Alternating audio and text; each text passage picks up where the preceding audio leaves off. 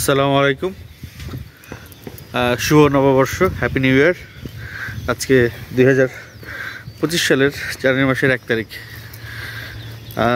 গত বছরের শেষ ভাগ থেকেই সকালবেলার হাঁটাটা শুরু করেছি, মর্নিং ওয়াক। মাঝখানে 2-3 বছর গ্যাপ ছিল, 2-3 বছর একটু খুব আলসেমি হয়েছে। এখন সমস্ত আলসেমিকে ছুটি।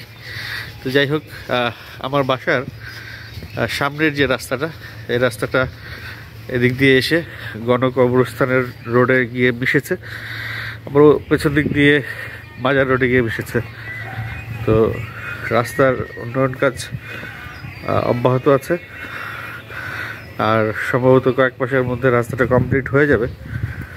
অলরেডি আপনারা দেখতে পাচ্ছেন যে স্ল্যাবের কাজ শেষ,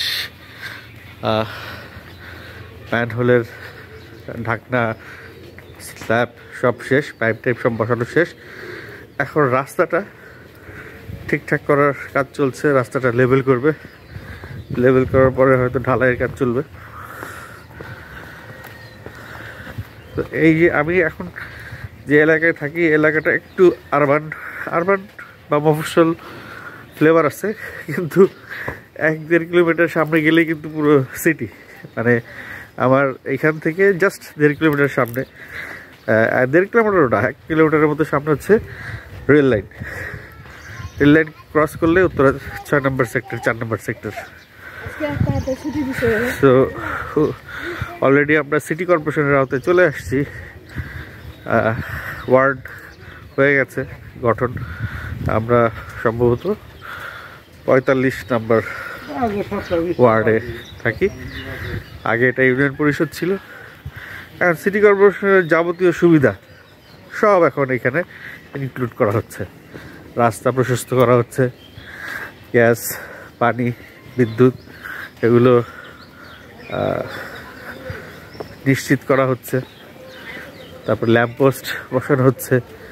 মানে সিটি কর্পোরেশনের যাবতীয় সুবিধা কিন্তু এখন আমরা ভোগ করব। সেই সঙ্গে জায়গার দামও কিন্তু অনেক বেড়ে গেছে। আমরা এই যে আমার আশেপাশে এখন যেই জায়গাগুলো দেখছেন, এই জায়গা কিন্তু এখন 50 লাখ টাকা কাঠায় পাওয়া যাবে না, 60 লাখ 70 লাখ টাকা করে কাঠা, যেটা উত্তরায় 1 কোটি 1.5 কোটি করে কাঠা। তো সেই অনুযায়ী আমরা কিন্তু অনেক এগিয়ে গেছি এই এলাকার মানুষজন। এই যে দেয়ালে দেয়ালে কিন্তু এই যে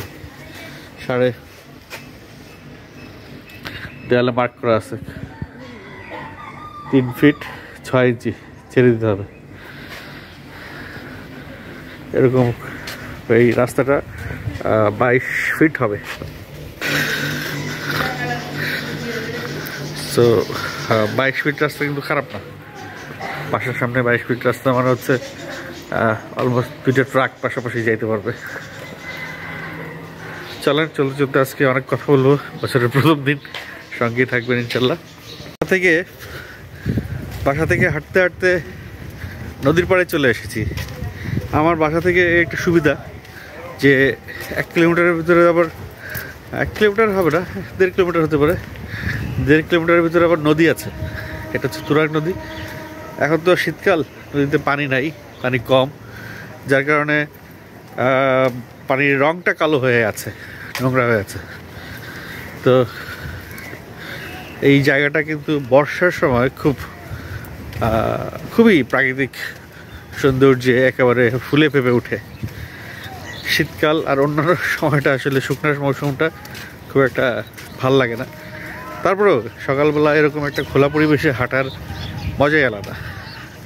তো আমি এভাবে এই বাসা থেকে হেঁটে হেঁটে নদীর পাড়ে চলে আসি, অ্যান্ড নদীর পাড়ে আরও 1-1.5 কিলোমিটার হাঁটি।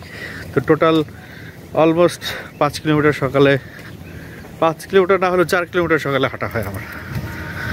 তো this is how you maintain your physique. সকালবেলা আর্লি উঠবেন ঘুম থেকে, সকালে একটু হাঁটাহাঁটি করবেন এবং রাতের বেলা আর্লি ঘুমাতে চলে যাবেন। এইখানে এসে আসলে এই নদীর পাশে যে ওয়াকওয়েটা আছে, ওয়াকওয়েটা শেষ হয়ে গেছে। এই দেখতে পাচ্ছেন আপনারা, এখানে পরে আসলে জমিতে নেমে গেছে। নদীর পাড়ে। আর আমার পেছনে লম্বা একটা ওয়াকওয়ে আমি ফেলে এসেছি, হেঁটে এসেছি। তো এই হচ্ছে আমার এন্ড।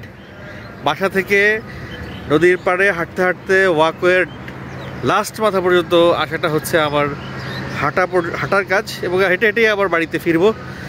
মাঝে এখানে এসে একটু এক্সারসাইজ করি, একটু স্ট্রেচিং করি, কারণ সারাদিন আমরা যে কাজগুলো করি সেই কাজের সময় প্রত্যেকটা অঙ্গের আলাদা আলাদা কাজ থাকে। সেই অঙ্গগুলোকে যদি একটু নাড়াচাড়া না করেন, একটু এক্সারসাইজ না করেন, সেখানে একটু ফ্রোজেন শোল্ডার হইতে পারে, ব্যাক পেন হইতে পারে, ব্যথা হইতে পারে, অনেক কিছু হয়। তারপর অনেকের ওই যে পা চাবায়। আর তাছাড়া ডায়াবেটিস, প্রেশার, কোলেস্টেরল, এই জিনিসগুলো তো অবশ্যই আপনারা হাঁটার কারণে, শুধুমাত্র সকালবেলা 1 ঘন্টা হাঁটার কারণে এই জিনিসগুলো কন্ট্রোলে চলে আসে। আমার পেছনের দৃশ্যটা কিন্তু খুবই মনোরম দৃশ্য পেছনে। তো আজকে এখানেই শেষ করছি, দেখা হচ্ছে আগামীকাল ইনশাল্লাহ।